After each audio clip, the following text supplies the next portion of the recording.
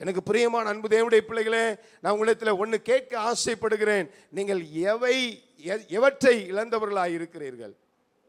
மிகுந்த வேதனைக்குரிய ஒரு காரியம் என்று சொன்னால், அநேக சூழ்நிலையிலே நம்மிடத்தில் இழந்த காரியங்களை குறித்து கூட நமக்கு சரியான அறிவு இல்லை. நாம் இழந்து போன அனுபவத்தை குறித்து கூட நம்முடைய வாழ்க்கையில அநேக நேரத்தில் அதை குறித்த ஜாக்கிரதை இல்லை. நாம் ரட்சிக்கப்பட்ட பொழுது, ஞானஸ்நானம் எடுத்த பொழுது, அபிஷேகம் பெற்ற பொழுது, புதியதாய் இயேசுவை கண்டெடுத்தின பொழுது நம்முடைய ஆவியிலே எப்படி பலன் உள்ளவர்களாய் இருந்தோம்?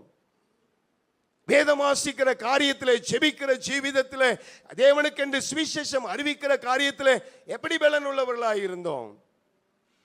அந்த அபிஷேகத்தின் நிறைவு எப்படிப்பட்டதாக இருந்தது? அந்த அந்நிய பாஷையின் அடையாளம், அந்த அந்நிய பாஷையில கரத்தை தட்டி ஆண்டவரை ஆராதிக்கும் பொழுது, அவரை தொழுது கொள்ளும் பொழுது நமக்குள்ளே உண்டாகிற அந்த சந்தோஷம் எப்படிப்பட்டதாக இருந்தது?